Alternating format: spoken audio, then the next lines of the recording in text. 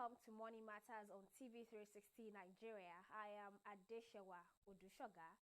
It is no longer news that the deadly new coronavirus is fast spreading across the world. The SARS-like virus, which was first discovered in Wuhan, China, has killed about 636 people with over 31,000 people infected. The illness, which was made public on January 31st, 2019, was first reported to the World Health Organization on New Year's Eve, and in the intervening months linked to a family of viruses known as coronaviruses, the same family responsible for SARS and Middle East respiratory syndrome, as well as some cases of the common cold. The virus is said to be a seasonal disease and is known to be active during the winter months and is expected to fade out as China moves into spring and summer, as its life cycle will definitely disappear. But this virus has not only challenged the health status of people from different parts of the world, particularly in China, it has also stalled business activities and affected the world economy. Wuhan, the city where the deadly virus originated from, with a population of 11 million people, have been struck with strict restrictions. The lockdown, also extended to other parts of Hubei province, prevents business-related travel as well as movement of goods and workers. Many business owners who involve in transactions with the Chinese have chosen to avoid activities they think might expose them to the risk of infection. Restaurants, cinemas, transport providers, hotels, and shops are all quickly feeling the impact as many people have preferred to remain indoors. With the timing of the health crisis during the Lunar New Year break means those industries have been particularly exposed to the commercial losses. Manufacturers selling goods abroad are becoming more reluctant to buy from China. As the second largest trading partner to Nigeria, China have had to stall some of their business activities between both countries, as many of their businessmen fear that the virus is close to arriving in Nigeria as a result of a wide range of bilateral trade among both countries. But officials of both Nigeria and China have, however, allayed fears, saying there is no case of coronavirus in Nigeria, particularly in Lagos, the commercial hub of the nation.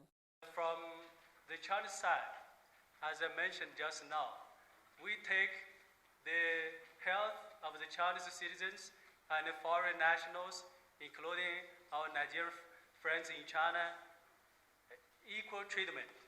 And the measures, as I said, according to WHO, China has taken the measures more than is required than an emergency, as WHO sees it. We have keep very smooth communication with the foreign nationals, the foreign embassies in China, to keep them fully confirmed of the measures. So, and I should say, the measures, it's still, we are still very adaptive to the situation. So from in China, I think the measures has been there, and here as a residents of Abuja, we in the embassy lose no sleep about the epidemic, because we can tell Nigerian government, following the advice of WHO, has taken very rational and appropriate measures, and we believe with the joint efforts from the international community, we can prevent and we can curb the spread of the epidemic. In China, we have taken very strong, very rigorous measures, like extension of the holidays, and even some factories and businesses are not in full operation after the festival. So in the short time, it will feel the heat of the epidemic. But according to China's experience, we are not here for the first time to face such epidemic. You may remember 2003, the SARS outbreak, and in 2008, the earthquake. We believe we will get over it soon, because the fundamentals of the Chinese economy will not be affected by the epidemic. So with the victory over the epidemic, the economy will pick up, and we have confidence to achieve our goal for today, and we have confidence to China's economic and trade cooperation with the international world, for us to fight the epidemic together. And for the Chinese nationals who went back home for the Spring Festival, apparently they wish to get back as scheduled. But I can tell you, not only to Nigeria, even the Chinese nationals to other countries, they are now also reconsider their plans. Why? They will assess, because if it's not that urgent, to reduce their own risk, they may choose to stay at home longer. But if it's necessary to travel as planned, as we see it, once they followed the travel advisories and followed the measures, we still think it's normal for people to travel beyond the borders. And from the embassy, as I said, we take this issue, like your government and your embassy in Beijing, very seriously. So we are trying all what we can to pass the information among the Chinese community here in Nigeria, whether they are back at home in China or still now here in Nigeria, the awareness of the epidemic is very important, and try to do some prevention by yourself, follow the directions. But on the whole, as I said, it is of the individual's choice, and I think everybody should take their risk, their own safety and health very seriously. So up to now, we see the Chinese community in Nigeria, they have taken this issue seriously, but I should say, life is still normal here, and we wish everybody will make his unique and own contribution to the curb of the spread of the epidemic. And your second question, and I think the health cooperation between China and the outside world, between China and Nigeria, and China and Africa, is an important part of China's external relations. As you can remember, the health cooperation is one of the 8 major initiatives we put forward in the FOCAC summit back in 2018. But after the announcement of the PHIEC, I think the Chinese relevant authorities has strengthened its communication and cooperation with the foreign counterparts. From our side, we don't have statistics as to the number of Chinese in this country or the number that traveled. But what I can tell you is that for those who traveled and meet the conditions we are saying, they come back to their work. I also want to remind you that there are very many Nigerians in China who will be coming home. It's not only Chinese, and other people who have work to do in Nigeria from that area. So we're not using your nationality as a criterion, we're using your state of health. I have also been speaking with the Vice President of the Lagos Chamber of Commerce and Industry, Gabriel Idahosa, and here is what he had to say. Well, in the short term, that is in this quarter we are in now, from January to March, and possibly in the second quarter, April to June, it will have some negative impact on transactions of a short-term nature and products or services that are either perishable or seasonal.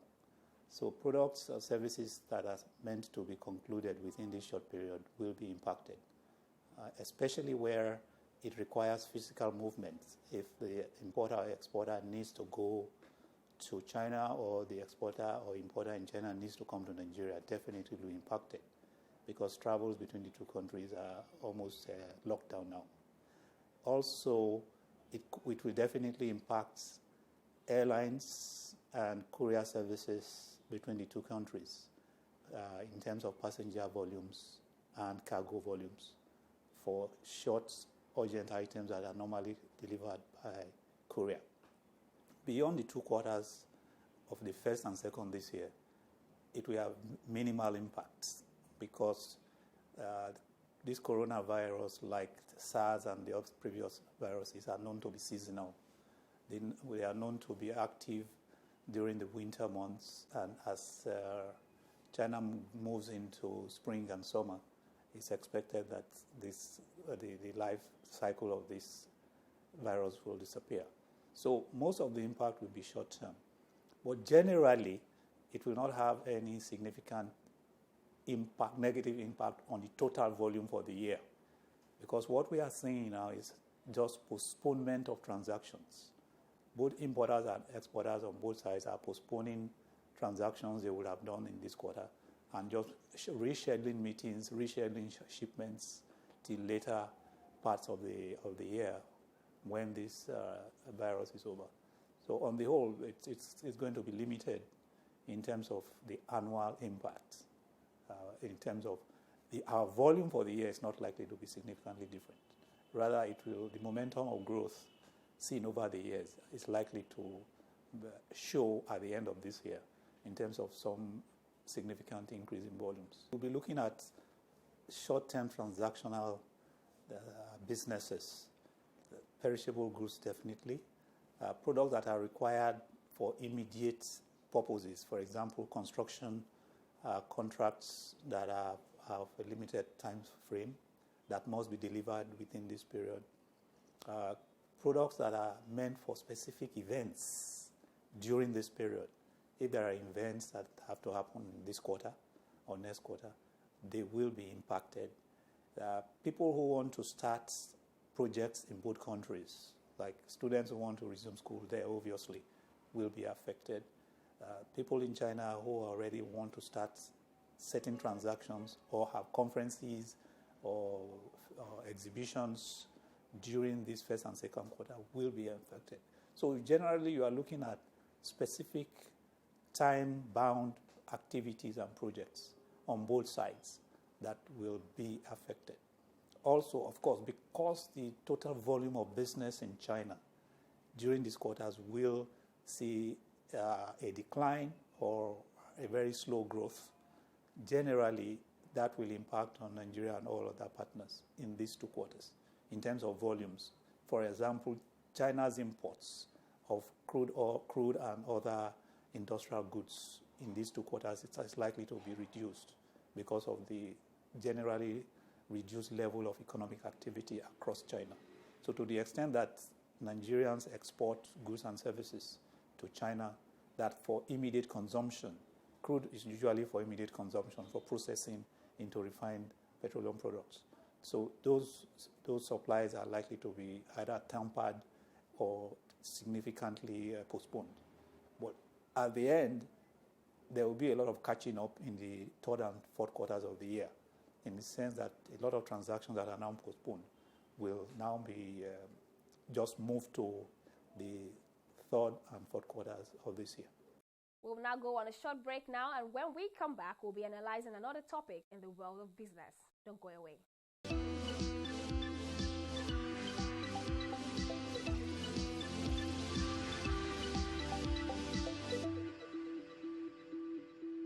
Welcome back. In 2018, China and Nigeria agreed on a currency swap worth $2.4 billion to boost commercial ties and reduce the need to use the dollar in bilateral trade. China has become Nigeria's second largest trading partner, particularly in exportation.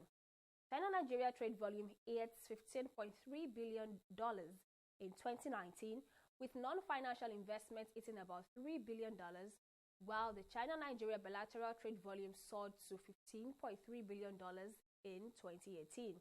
But what is more worrisome is that as much as the figures are good for bilateral trade, Nigeria imports more than it exports to China, while Nigeria has since been regarded as a dumping ground in most cases for low-standard products. To this effect, the Manufacturers Association of Nigeria have urged the federal government to remove supply-side constraints in order to boost exportations to other countries. The Director General of the association, Segun Kadiri, disclosed this while speaking on the need to increase exportation of locally manufactured products to boost Nigeria's economy. Take a listen. The bilateral relations between the Federal Republic of Nigeria and the People's Republic of China is expanding on growing bilateral trade and strategic cooperations. China is considered one of Nigeria's closest allies and partners. It is also one of the country's important trading and export partners, being the second largest trading partner in the world. Both countries have been cooperating in multiple areas since they established diplomatic ties more than 4 decades ago. In 2018, both countries agreed on a $2.4 billion currency swap deal to boost commercial ties and reduce the need to use the dollar in bilateral trade. To this effect, the Manufacturers Association of Nigeria, who led this movement, has now called for the moderation of the importations to the country from China. Well, I think essentially the agreement was born out of the realization that the trade between Nigeria and China was deepening, and so there was a need for us to conceptualize the matter and create a general agreement so that we'll be able to moderate and we'll be able to assess the dimension of the trade relations. I think the most popular of it is the currency swap, which is intended to be mutually beneficial. However, the background to that is the fact that there has been trade imbalance between us. Obviously, we import more than we export to China, and so there is the need for us to consciously work on maintaining a more balanced relationship. I think whether it's going to be beneficial or not will depend on how we manage it. If the ease of convertibility is going to lead to a deepening of the current influx of products from China, then it's going to be bad for our economy. It will mean that, because China operates in an environment of low cost and the government consciously supports exports, almost tending towards dumping, there will be a preponderance of the influx of manufactured products from China. So I think deliberately Nigeria has to take steps, including moderating what could be imported, using fiscal policy measures, for instance, to ensure that they don't come in at intolerable levels, and also that Nigeria consciously promotes the investment in China that will fuel our own productivity. I mean, there's a way we can mutually benefit. Chinese can come and invest in Nigeria in the manufacturing sector, and they'll be able to have returns for their money while creating employment and all the multiplier effect. But if we allow the content to be in terms of the current imbalance, introducing the currency swap is just going to deepen it without a conscious effort of government. We should also see a situation where those personnel that will definitely come into the country as a result of this ease in convertibility and business flow, we should consciously ensure that all the workers that can be recruited and trained and are made to function here are not brought in from outside the country, and there should be deliberate attempt from Nigerians to learn from those ones that they are going to use to work in Nigeria, because we have very high rate of unemployment, and there should be a conscious effort of government to use this bilateral relationship to moderate this imbalance. The Chinese government have proven to be a strong ally of massive exportations to developing countries like Nigeria, where it holds a mutual trade agreement. This, according to experts, is not good for the Nigerian economy. Yes, I mean, that's a very good and important question. I think basically we need to ask why are we not exporting? We are not exporting because we are not competitive. What is important about export is not just taking your goods to another country. Your goods must have the capacity to compete with those ones that are existing in the country, and they must also go at standards and packaging that are acceptable. So if you do not have the local capacity and you are constrained by supply side constraints, you will definitely not be able to profitably export. So it then comes to mind quickly that what we need to do is to remove those supply side constraints that are limited our competitiveness. They would include infrastructure, access to funds, multiplicity of taxes and levy, and infrastructure, not only power, but the port facilities and transport facilities. We should also see it should be complemented by the right tariffs and the right incentives so that you can deliberately incentivize those trade facilitation infrastructure to support the country's engagement in export. I think so what we need to do is to look at those areas that we have constantly spoken about for government to take deliberate measures. Government is doing something in that regard, but we need to do more because the environment in which we operate is not as conducive as it should be. And so government should speed up all the various reforms and initiatives that are doing. The ease of doing business should ordinarily address these constraints, but we have always said, even though we have noticed improvement in maybe establishing industries and process generally, but we have not seen a reduction in cost. And that is key in competitiveness because the buyer, whether within the country or outside the country, will have to take a rational and economic decision to buy what it can afford.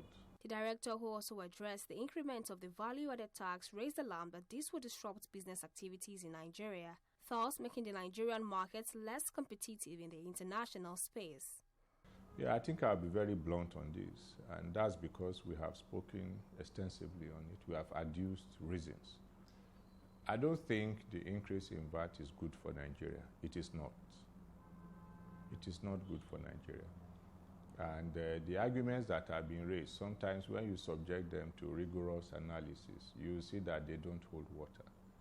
The truth of the matter is that the consumer is going to pay more. And in an environment where the disposable income is low, where even the much talked about increase in minimum wage is yet to fully take effect, in a situation where the environment is still, the manufacturing environment is still being suffocated by high inventory of unsold goods, where the cost of manufacturing is still rising, where we are finding it very difficult to compete with foreign goods, increasing VAT is going to be counterproductive. It's going to compound the problem of lack of sales, and it's going to make us uncompetitive. The argument that not all items are affected, I mean, if you look closely, you will see that some of the purchases that are made in the cost of manufacturing those products are vatable. So if you do not put VAT at the final product, but you have put VAT at the input, the price you are going to place on your product will have suffered VAT. And so the consumer is going to have to pay more for the product. We advise government, but government in its wisdom decided that it was going to increase. My belief is that it's a continuous advocacy process. We shall continue to engage government. And on our own part, we'll be able to point out to government the obviously negative impact of this increase. Probably government in the near future will look at not increasing it further. And there's nothing wrong if government decides that it should revert to 5%. The fact that we are the lowest in the sub-region, since when has it become a crime for you to make life easier for your people? I mean, there are so many other things that are going better in those places. So, and when you compare us to some economies, is actually funny because some African countries, their economy is half that of Lagos State in terms of population and even their GDP. So making such comparisons sometimes can be misleading. China and Nigeria relationships in terms of trade have yielded positively over the years. Despite the recent outbreak of the deadly coronavirus which hit China, analysts are positive that the financial investment will further boost the performance of the Nigerian economy. Well, that's it on the program. Many thanks for watching. I am Adeshewa Odushoga. See you next time.